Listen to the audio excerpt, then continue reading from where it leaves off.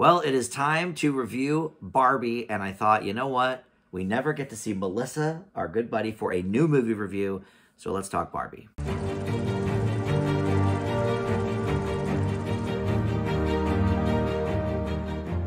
Hey guys, Dan here, and like I said, we've got our buddy Melissa. Hello. Hello. This is, first of all, I thought for Barbie, we should get a female interpretation. Number one. I am female. So I think that makes sense. But number two, you like never go to the movies. So you don't even watch my movie reviews for the new movies because you're like, I don't want to hear anything. So, I know you don't spoil things. So in that vein, this is going to be spoiler-free for a little bit. And then we're going to give our grades, and then we can talk more in detail about the spoilers. So for you that do not want spoilers, this is going to be like a regular Dan reviews it, new movie, no spoilers for a little while. But we've figured out this was your first movie in the theater in years. Partially COVID. Partially COVID, but partially timing. You know, it takes a while to get out, and now you have a child, so it's even more. Getting back out. Yes, getting back out. And so your last movie with your husband was Ready Player One in the theater. 2018. But he told me you went to see Little Women at some point. I saw Little Women in 2019. I want to say at the end of 2019. And that means you've bookended your movie experiences with Greta Gerwig directed films. I did notice her that number one morning. Fan. I was looking at Greta Gerwig and I was like, oh yeah, Little Women, that was good. Yes. And Greta Gerwig, of course, had directed Barbie, co-wrote Barbie with her husband, Noah Baumbach. So yeah, I just thought it would be fun because you never see a movie when it's in theaters. So it'll be fun to kind of talk about it with you and your experience. But Barbie, obviously, huge hit. I mean, biggest hit of the year, you know, really. And this is surprising because when it was first announced, I was like, I'm not going to go see that. I think everybody kind of thought it was like, what is this live action Barbie? My mother said to me, she said, oh, is that just a bunch of fashion and like, you know, shoes and stuff? And I said, no, it is not that. No, it is not So it is not that. So Margot Robbie was tapped first for the movie, and then she's one of the producers. She brought Greta Gerwig along to direct. So she was already attached. Then Greta came along. And she had the same kind of thoughts, like, why do you want me to direct a Barbie movie? Like, it doesn't make sense. And then kind of the pieces started falling into place, and Ryan Gosling and everything else. But this has been in the works for a long, long time. Yes, I was shocked how long. I want to say, I think I read something, 2017, things were moving between different studios. Yeah. I want to say it started with Universal, and I don't even remember now where we ended up. I want to say Warner Brothers, but I'm not sure. But yeah, so it was quite the long process. And PG-13, which yes. Greta Gerwig knew kind of going into it. So she knew sort of the direction that they wanted to go in. That is correctly rated. Oh, yeah. I had talked There's to some some adult people jokes about, you know, and I've seen Margot's interview about, oh, it really is for everyone. If you're someone who, you know, really wants to kind of like go along with what you really want your kids to watch, I really feel like this is PG-13. For me, I would say like middle schoolers and up. Yeah, I don't No, and there were a couple of very young. Now you saw it like at an art house theater. I saw it at a big chain. There were no children in our showing. I saw it at 11 o'clock in the morning on a Thursday. So there were a lot of children. And not a lot, but like definitely more than I would have thought for a PG-13 movie. And I had the same experience when I saw the latest, not the animated one that is just coming out, but the Teenage Mutant Ninja Turtles, the one that Michael Bay did. I took my nephew to, who at the time was maybe 10. Okay. That was PG-13, but there were like 3-year-olds.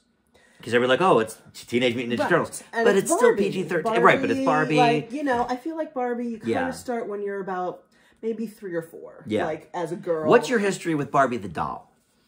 Oh, okay. So I was actually, my grandmother had Barbies that my aunt played with in the 70s. So basically, whenever they decided I could have access to Barbies, I've had access. So I want to say 2 or 3 years old.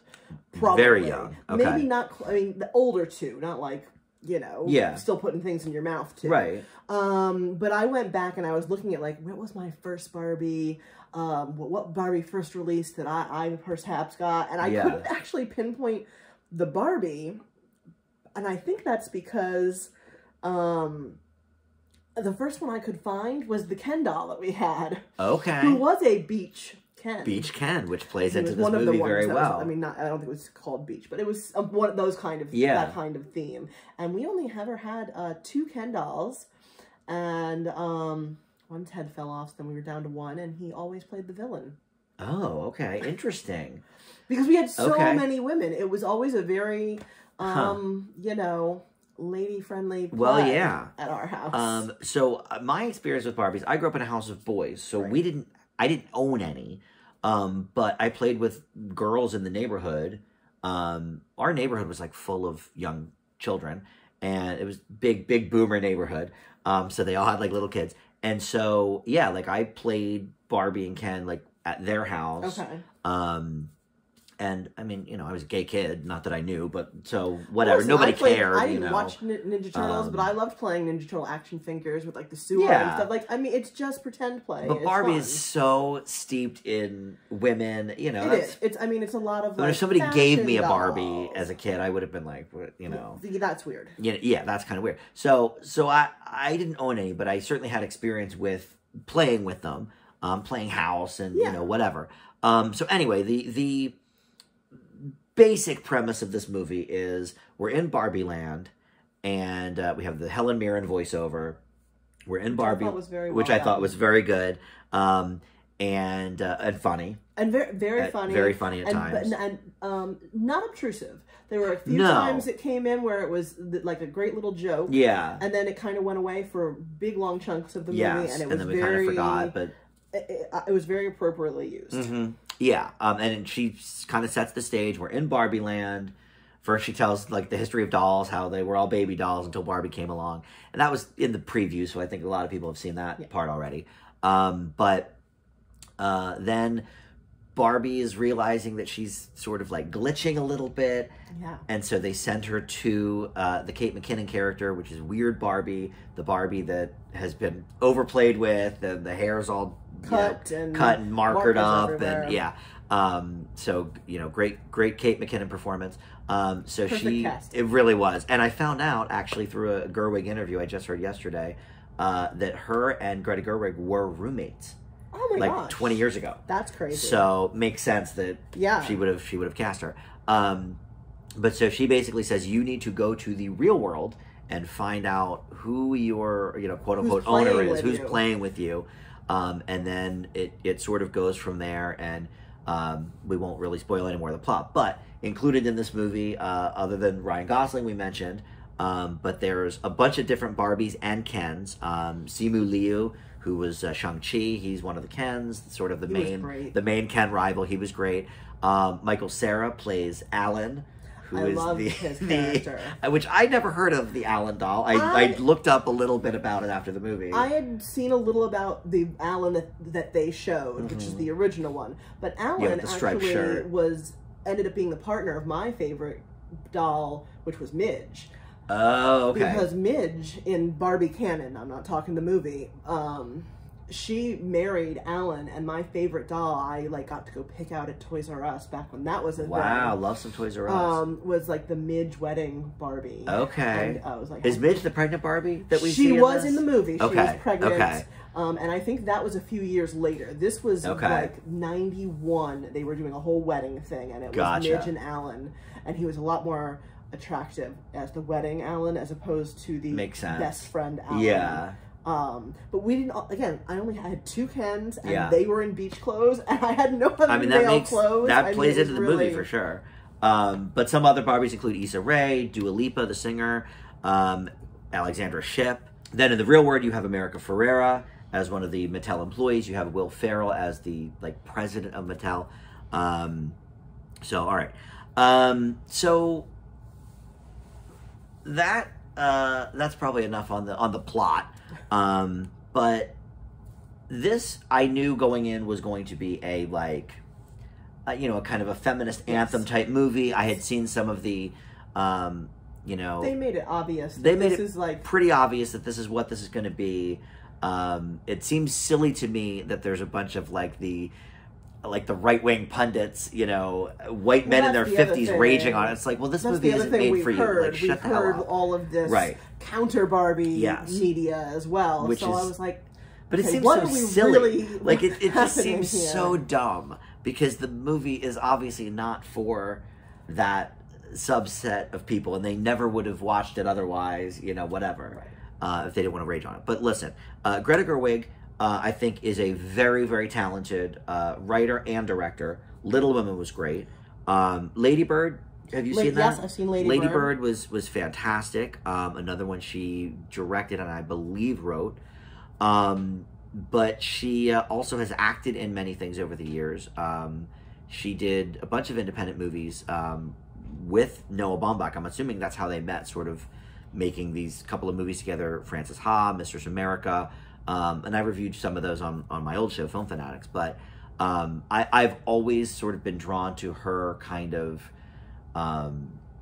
style, I guess. Well, and her voice, too, as a writer. I just feel like she's got such a modern take that really still respects, because, I mean, with the two movies that I bookend, and I did see Lady Bird, that's different. But like respected the source material and the origin stories of these and Little things. Women, especially. It's like, you know, she really takes a departure. She takes a departure from a you know, book and a movie that's been around for so long. Right, and I've seen two other iterations. Yeah, I've seen at least. I haven't one seen other one. I think we read the book and I've read most of the book in high school. I think I read it. Interesting.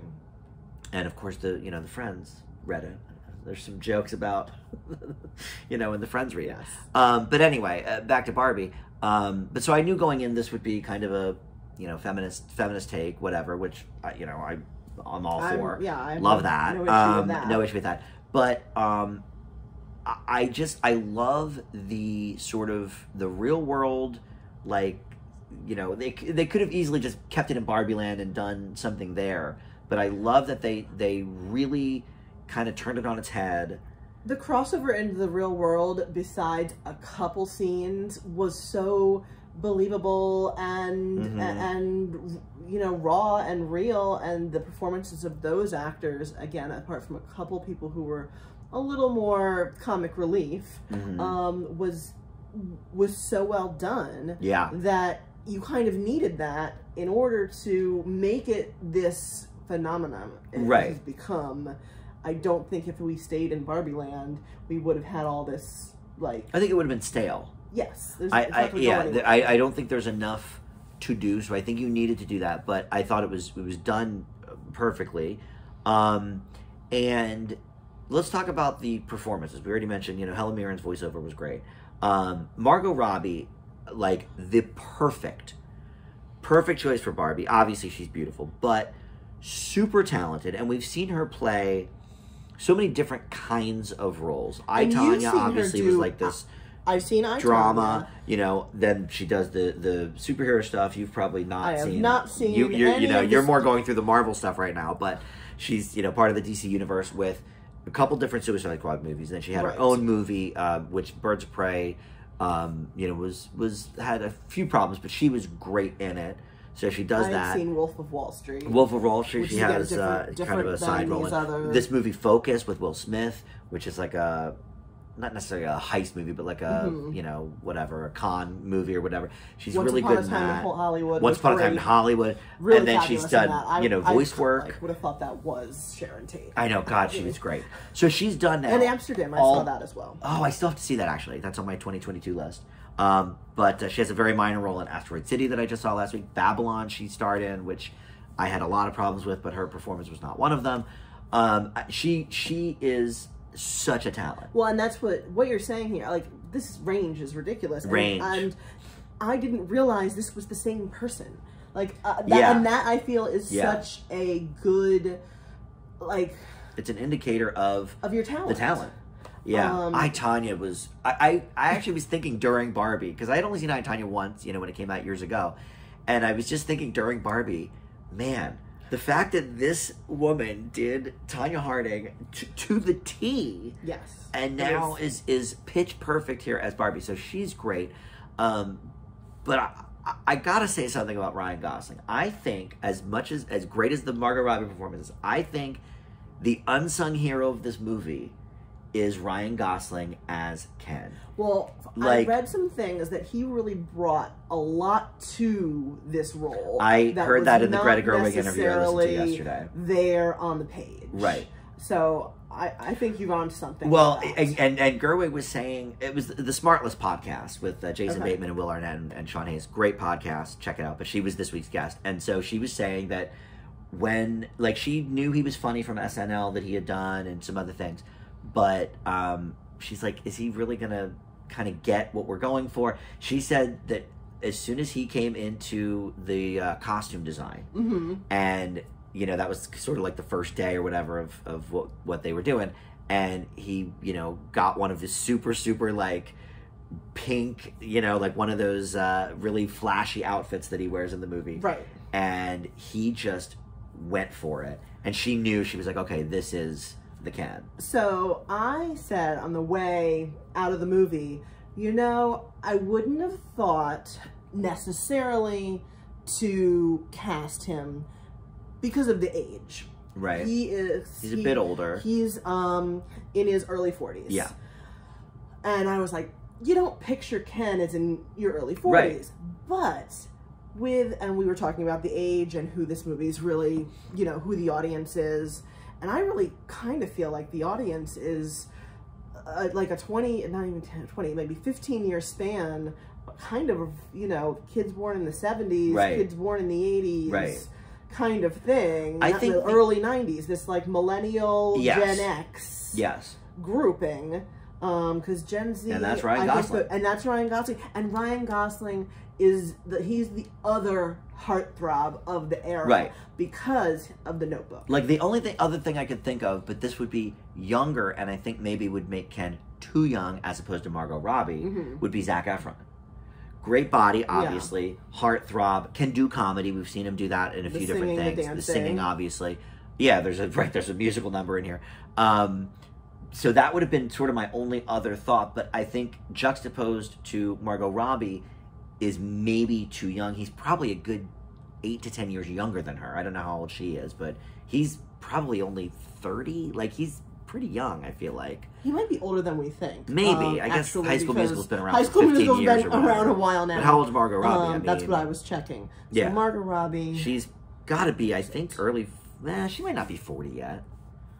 I actually didn't check her age. Yeah. Because, born she's a lot okay, so younger actually, than I thought. So they're 10 years apart. Wow. So she's only 30. That sort of just shoots turned my theory. 33. But I guess she always presents herself as so much more mature because of the role she picks. Yes. So I feel like Zac Efron, and she's because so we well saw put him together, grow up, like, I just don't think it would have... she's tall. I mean, you just have a lot of things that I don't think you... I just think it would have been a mismatch. No, I agree. With now I'm but anyway, on the Zac Efron age. Ryan Gosling, to me, like, not to... He's 87. He's 3 years older. Okay, so he's 3 years older than Margot. So he's 36. 1987. I could have 1987. He's not 87 I could have years seen old. it. I think he's too short for her. But yeah, I don't think it would have matched. But, you know, like, I feel like, okay, the feminist message of the movie maybe does not relate with me saying, like, I think Ryan Gosling's like the, you know, the breakout thing in the movie. But the truth is, I think he's a big draw. Well, we always knew Margot Robbie was going to be a great Barbie. Yeah. We've seen her do so much range. But Ryan Gosling plays this character so perfectly because it is kind of kitschy, and it's definitely tongue-in-cheek, but there's also a... Like, there's a rawness and a seriousness to what he has to do. Right. And I think his role actually, in some ways, is tougher than some of the other people in the movie because of that. Well, he's got to play so many different throughout kind of like styles of Ken and mindsets and everything. For me, I really would like to see him be nominated for Best Supporting Actor. And I just saw Oppenheimer. There's a lot of choices in there too for supporting, but like, I really think he is so excellent in this movie without, like, it looks so effortless. I mean, and I've always been a Gosling fan, so this is not like news to me. You really believe he's Ken. I mean, he's just. Really do. I mean, and then you kind of. I mean, I don't want to give too much away. But like you feel for him when you're supposed to. Right. And when you're not, you don't. Yes. All right. So, let's move on to, I guess, just the only other themes of the movie. Character that I want to mention, performance-wise, though, who I'm America sure, Ferrera. who's been mentioned a lot. I think we'll talk about her more in the spoiler portion, but she was excellent, of course. Excellent. And she and I are the same age, so I really was like. And I'm currently watching Ugly Betty, so I was a huge Ugly Betty fan. Originally, I sort of in the middle of Superstore as well, so I'm like in a lot of different eras right now of America Ferrera. And they're very different. They are. Like, she's got some range, too. Like, when I look at Superstore, I don't see, Amy as Betty at all. Yeah. And neither of them are present in this movie. So, interesting. It was, I don't know, I just was watching this performance and I'm like, wow. Like, I think her part is definitely more of the spoiler territory. So, we'll talk about that. The themes, great. You know, my maybe one complaint is it does, like, really beat you over the head with some of the themes. And maybe in a little too long, way. And I feel like that's where some people who either didn't know what they were getting into or are more disapprove of the message. Or disapprove of the message or are more, fragile when it comes to that. Right. Because that's where it lost them. Yes. And that's a nice way. I think for a lot of those people, they were lost as soon as they got to the real world and they realized, oh, okay, that's they're sort of skewering our kind, let's say, Yes, it was definitely the fragile male ego. Right. But even that's spoiler. Okay, we'll talk about that. All right. Well, let's give our grades so we can talk about the spoilers. This for me was definitely very, very good. I think it's about where I expected it to be going in. Okay. I'm going to leave Barbie with an A-. I was not expecting it to be as good as it ended up being, but it's still an A- for me because I was actually thinking honestly it would be more like a B-. Yeah. I was not necessarily. By the time you saw it had been out about a week, so you had a lot of like hype leading up and like record-breaking opening weekend and all of this stuff. Well, but record-breaking opening weekend doesn't necessarily mean anything because opening weekend, everyone's got their plan, they're going, and that's it. It was the people coming back saying, hey, this was better than I thought. And I was like, oh, maybe it's something we do want to see then. Why not? There was not a lot of other choices. It has like an 88%, I think, critically on Rotten, and I think it's got a 90% audience on Rotten. So it's like, there's some trolls and haters. I was shocked about how high it was. Yeah, I think last week when I saw it was 90% for both. But anyway, so all right, so let's talk a little bit spoilery. So what I was going to say about the Ken scene. So if you don't want spoilers, this is the time to tune out. Goodbye. Bye. Please subscribe. But like right when you meet Ken, and the voiceover is kind of saying, well, his entire existence is based on whether or not Barbie talks to him. Yeah, I think that is right where you lose the fragile males that are going to see this movie, for whatever. I don't know why they're seeing it other than to trash it, really, but. Well, it was funny because we talked before I went. I said, I'm going to see this with my husband. Right. And you were like... And I was like, I don't know. I don't know. He's going to like that. Yeah. And then I told him that you said that. And he was like... And I told him... And he said, well, I guess we'll see. And we get out of the movie. And he goes... Why doesn't Dan think I would like this? I watch Legally Blonde and Mean Girls anytime they come on TV, and on repeat. When I met him... I love a rom-com. When I met him 20-some years ago, his favorite movie was My Best Friend's Wedding... He's changed that to American He's changed that now to American Beauty and Precious, the hilarious that is mostly comedy. Don't worry. But no, I when I think of this movie, I still can't get a read on your husband's taste because some things he likes that I don't think he would, and some things he hates that I'm surprised by. So I just didn't know. I knew it was your first movie out in a long time, and I was just like, I don't know how he's going to feel about it. But so well, it wasn't a period piece, so that had that was going helped. for it. It is not a period piece. Yeah.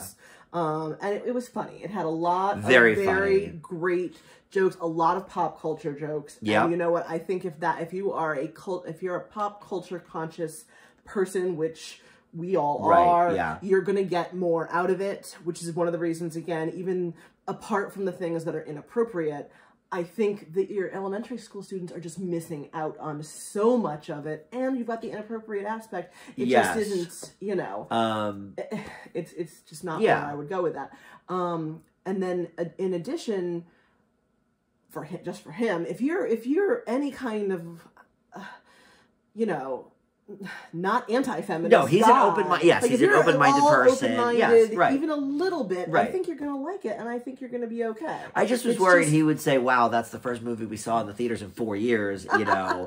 Why did you pick that instead of Oppenheimer was whatever? 2 hours, we probably would have been seeing. I agree.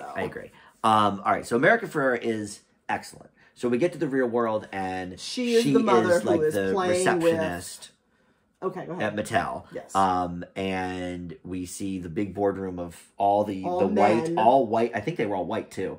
Maybe they weren't all white, but yeah. But Will Ferrell's like the head of that. Another perfect casting, by the way. I didn't want to talk about him that's too why much. he's the one I feel like I didn't even know he was in the movie till I went. But I think that's where you depart from reality a little bit. And yes. I read something that labeled him as the villain, and I don't feel that. Well, I feel like you think he is. I think he's you're just not clueless. Really, yes, he's clueless, and I don't really think you have a good read on him throughout until the end, and then you realize, oh my gosh, this guy's actually sincere, right? And he's not really the villain. Well, here's the thing. I don't know that there is a villain. I don't think there's a villain. I think if you have I think Ken becomes a villain. Yes. But he's not the villain. No. I mean, the idea is like patriarchy's the villain. Right, right. Yes. But I think if there's somebody who really gets to that evil core kind of, yes. It's but I think that's how he was. I think Will Ferrell was kind of designed to sort of a red herring almost. Yeah, like he sort of does appear like let's get Barbie back in the box, that kind of stuff. But right, I don't know that there is really a villain. And we should also mention, as we're thinking about the real world, Rhea Perlman from Cheers is a great cameo appearance. She's in the movie 2 different times, but she appears sort of almost in a dreamlike state in the first scene that she's in as Barbie's running out from the Mattel factory. They called her a spirit. Right, and then at the end, yes, she portrays basically the creator of Barbie, who has long passed away. So yeah, she's basically kind of like a ghost, a spirit that kind of lives at the Mattel factory or whatever. But a huge Cheers fan. I love Rhea Perlman. Whenever Rhea Perlman pops up, and she every couple of years she just has a small role in a movie, and it's just always great to see her. But that she was a part of this was I thought really cool. It was very cool, and she played the role wonderfully, and you really needed that to make everything kind of tie it together. Yeah, I mean, not that it wouldn't work without, but it just made it so much richer. Right. Especially at the very end when she comes back and does the little hand-holding scene. Yes. Which we can talk about a little bit if you want.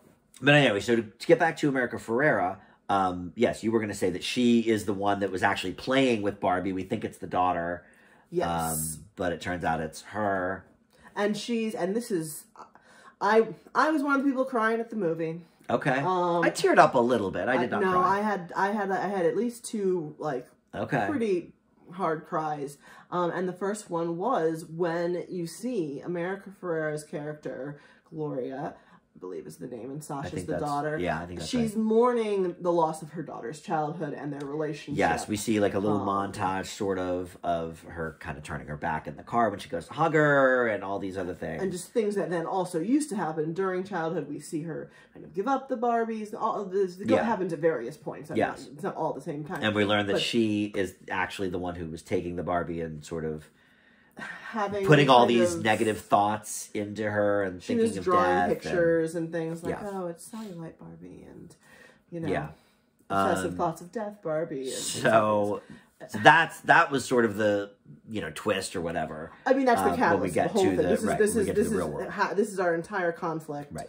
Is what do the real world women, and in this case, this particular woman, which doesn't necessarily, I mean, it's resolved through them getting to be a part of Barbie's transformation. Right. But it's really an allegory for the whole, like, women of my generation, basically. Right. And this movie, you know, Greta Gerwig's script and Noah Baumbach is so sharp in the sense of it really is still being reverent to what Barbie is and what Barbie stands for, while sort of asking some of those questions. Was Barbie a positive for the women's movement, or was it sort of taking it back a couple steps because this unrealistic expectation of beauty and X, Y, and Z?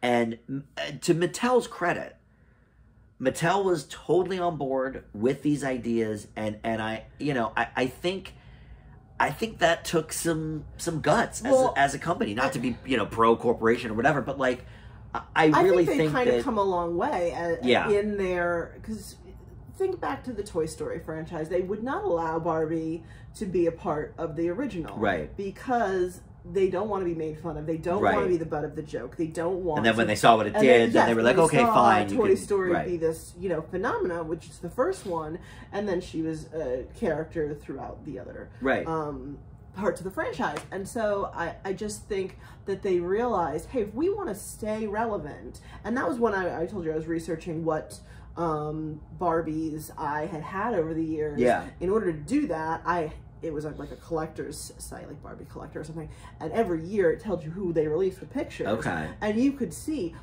it get more and more inclusive. How it progressed, you could see it get more and more... yeah, I remember in the last maybe 15 or 20 years, because my little sister's now 25. Okay. So, you know, she grew up with some of the, like, 2000s Barbie. Yeah, and you had, like...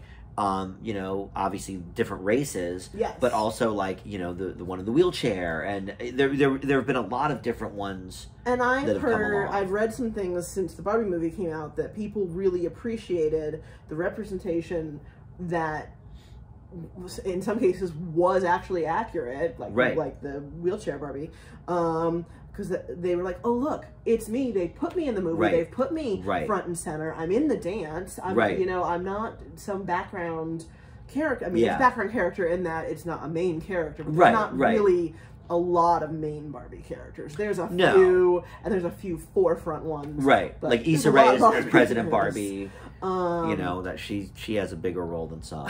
And Kate McKinnon obviously is Weird Barbie. And then me being, you know, I'm not blonde. There were not a lot of, I mean, there were a few brunette Barbies. Right. She's a redhead.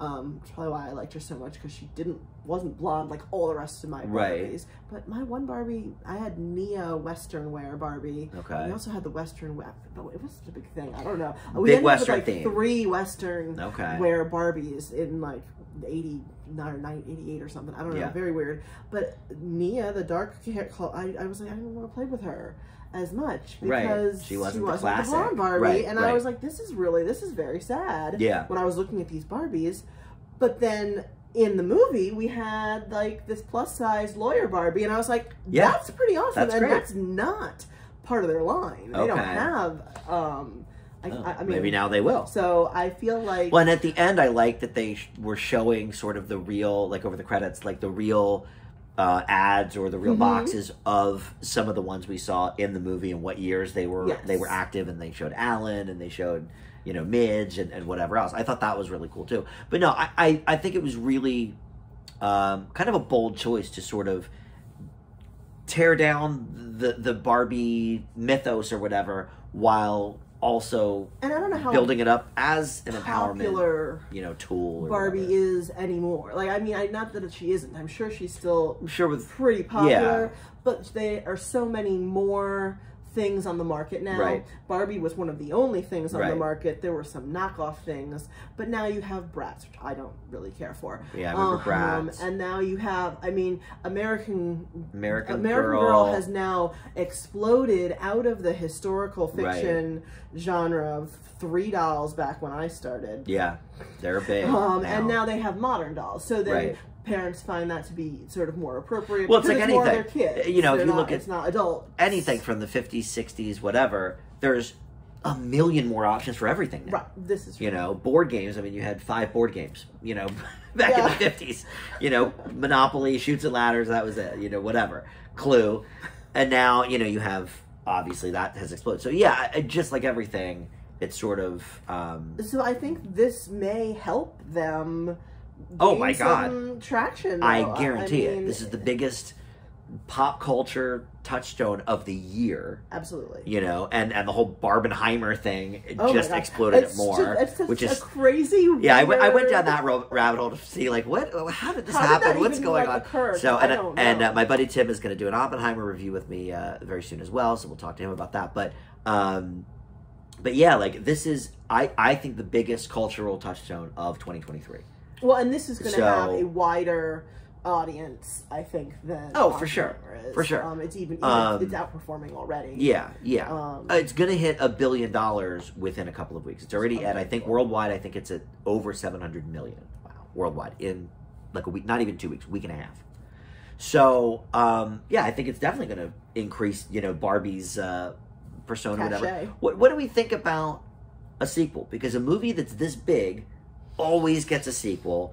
I would love it if they decided to go ahead and say no to that. Okay, I was going to be on the no train for that. Because they've always wanted, what's his face, Judd Apatow, to do a Bridesmaids sequel. And he's always said, that's not going to happen. Maybe in 20 years when their kids are doing, you know, getting married. But he's like, because it was such a juggernaut. Right. Everybody for years was like, you know, Bridesmaids 2, let's do it. And he was like, that was kind of lightning in a bottle. Like, let's just keep it pure the way it is. That's it. I mean... And I would love if they would do the same here. That's not going to happen. You think they're... I guarantee it. I guarantee it. Don't go cash in, But, please.